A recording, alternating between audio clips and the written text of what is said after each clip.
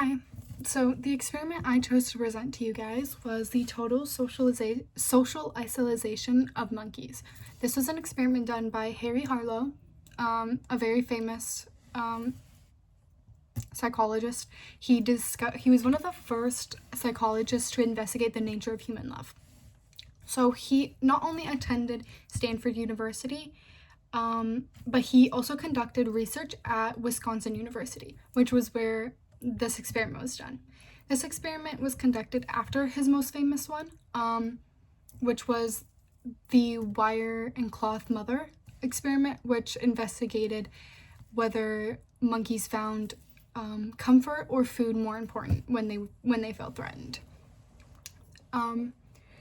So the reliability of this experiment is pretty reliable, as it was conducted and peer reviewed, so other scientists deemed it reliable. I could not find any documents on whether people also continued with total social isolation of monkeys, but he did do trials beforehand of the partial social isolation, which did in fact align with the results in this experiment. So he hypothesized that the effects of social deprivation are deleterious to the personal adjustment and normal heterosexual development, and also the aggressiveness and delinquent activities in these monkeys. Essentially, he thought that the total social isolation of these monkeys would cause a lot of detriment to the aggressiveness of these monkeys and their social behavior. So the independent variable is a level of isolation. We have the control group, which is the partial isolation, will be partially isolated, and then the experimental group is fully isolated. And then the dependent variable is the monkey's social behavior after they get out of their cage and they're placed in the playroom. So these were conducted with rhesus monkeys. Harry Harlow did not explain a specific reason for picking these monkeys, he just did. These monkeys were taken very young. They were taken just after the mother had given birth, essentially, and they were placed in 3 separate time groups, 3 months, 6 months, and 12 months, and each one has their own results.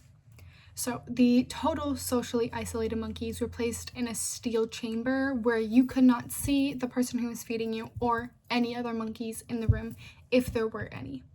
And the partially isolated monkeys lived in a cage, which is see-through. They weren't able to touch the other monkeys, but they were able to see the other monkeys in the room, and they were able to see the person that was taking care of them. So after the time frame, these monkeys were released into the playroom. They were allowed 30 minutes of play for 5 days a week for 32 weeks. So they found that across all 3 groups, the monkeys went into shock when they first got removed from their environment, that all of them did. This was pretty normal considering the fact that they were heavily changing their environment, and these monkeys had essentially never seen this playroom before, so it was very, very new to them. So the 3 months. One 3-month-old died from starvation because the monkey refused to eat, so they prepared to force feed any other monkey that refused to eat. It is not stated if any monkey refused to eat, they just said that they prepared to force feed. So no other monkey died during this trial, it was just the one that died of starvation. So the data showed dramatic but reversible effects. Essentially, they acted very abnormal at first, but then they were able to adjust themselves to live like the other monkeys because they weren't isolated for long enough for it to have lifelong effects. So the 3-month period was determined to not be long enough to cause detrimental effects, and that they were still able to learn normal social behavior. So because the 3-month-old monkeys adapted, they heavily focused on the 6 and the 12-month isolates. So the 6-month isolates had severe social impairment.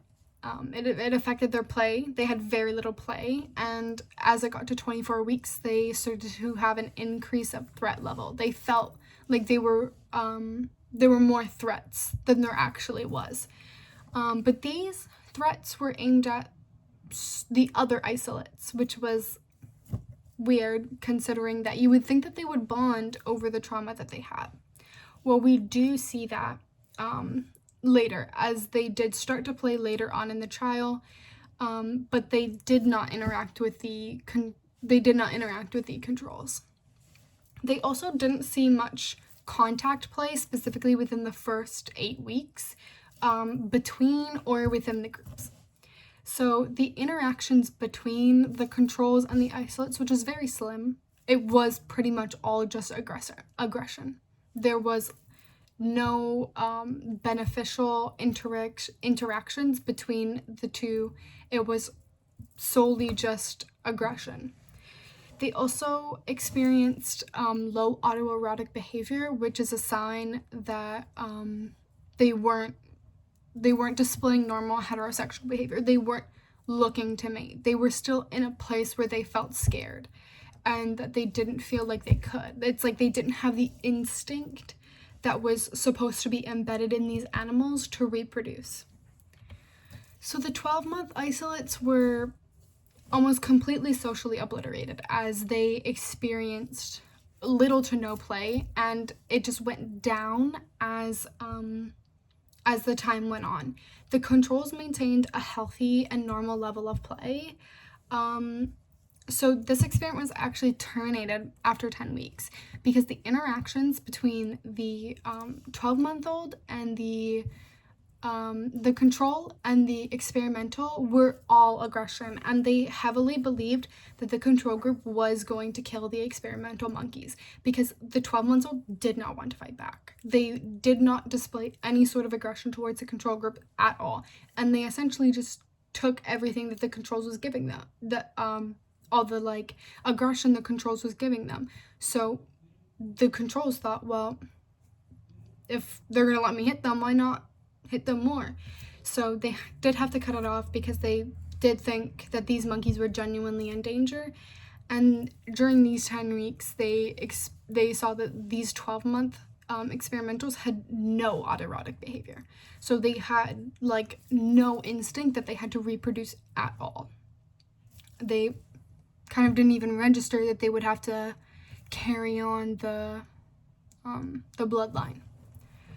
So this is very interesting because despite a 6-month difference, the results from the 6 and the 12 months were actually very, very similar. And they only essentially differed in the amount of play and how often they engaged in autoerotic behavior. And even then, it was a very little amount. So the overall results of this experiment is grouped together. So some more things is that the sex behavior was almost non-existent, and that only 2 out of the 3 6 months displayed this at all. And the third, the one who did display sex behavior, actually did not show fear at all. This monkey was very fearless. So the 12-month-old also showed no play, just like the 6 months, except every single 12-month isolate was heavily fearful and had almost no positive social interaction within or between each other.